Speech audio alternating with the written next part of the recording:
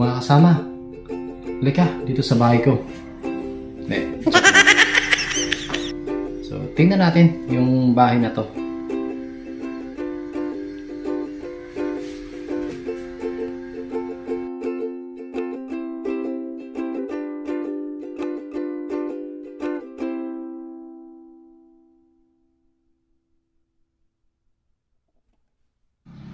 So, mahalaga sa isang bahay o building ang mga structural members. So, ano-ano ba yung mga structural members? So, meron tayo, yun, ito yung mga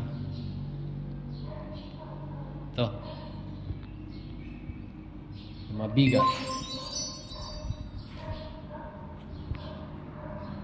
Yan, mabigat.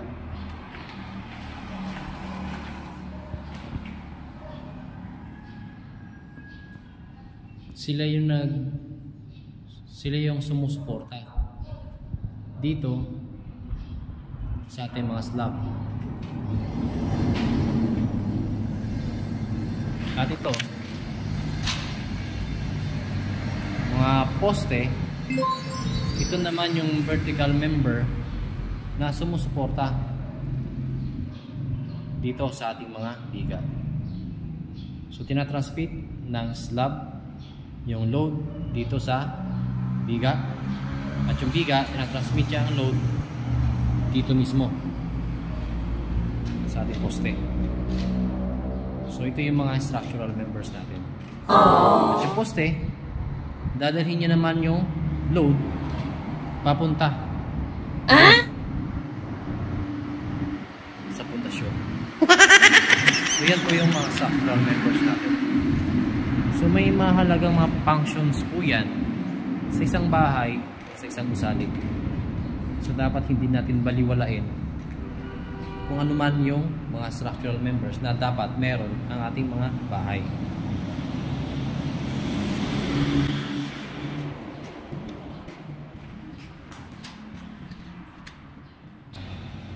So itong slab natin, so bit-bitin niya yung tinatawag natin na gravity loads. So binubuo yan ng dead load at saka live load.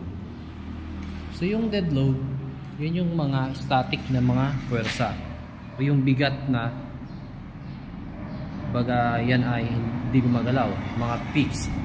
Halimbawa, yung bigat ng mismong slab, yung bigat ng mga biga, yung bigat ng mga partisyon. So lahat ng static, mga peaks na equipment, mga bagay na nakadesign na bibit-bitin ng ating slab at saka ng ating mga beam. So yung mga dead load. So ano naman yung live load? So live load, yan, tayo na naglalakad dito. So mayroon tayong bigat, mayroon tayong load. Ikaw, yung bigat mo, yan ay live load. Bigat ng tatay at nanay mo, bigat ng mga kasama mo sa bahay, ng mga kasambahay. Yan po, example ng live load. Ano pa? Halimbawa, yung mga moving na mga appliances, so live load yan kasi hindi siya fixed. So bago-bago yung location niya. And ano ba mga live load natin? Yung mga furniture, part yan ng live load. Basta moving na mga bagay, so consider siya na live load. So ang mga yan ay dinadala ng ating mga structural members. Ngayon, ang tanong, ito, structural member ba yan? Oo, yung pader na tinuturo ko. Ang pader, mako-consider mo siyang structural member once na dinesign yan na mag-carry ng load. So example niyan, kung yan ay tinatawag na shear wall. So shear wall, ito yung buhos na pader. hindi siya gawa sa hollow block. So ang shear wall, mayroon siyang mga bakal o reinforcement at solido siyang binuhusan ng konkreto. So meron tayong reinforced concrete wall. Again, hindi siya hollow block. So iba yung hollow block, ha.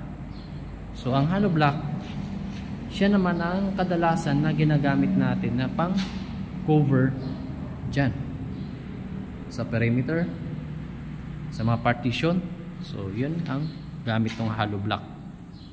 So kung tatawagin mo siyang load bearing hollow block, so kailangan ay pasado siya dun sa requirement na kung saan kaya niyang mag carry ng vertical load. So yun nga, nakikita natin, diba, yung ibang hollow block hindi naman siya load bearing, pero ginagamit pa rin as parang ginagawa nila yung load bearing wall na hindi naman dapat. So hindi siya safe against sa lateral load. Napaka minimal nung resistance na binibigay sa atin ng hollow block.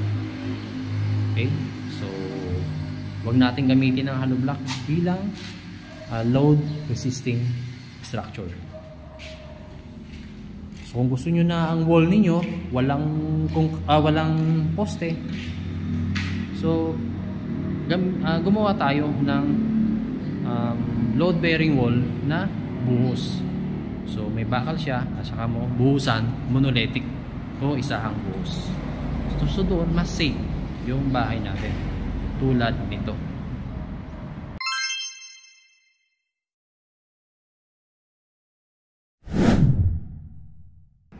So I hope nakatulong yung impormasyon na binigay natin. Yun lang. Thanks.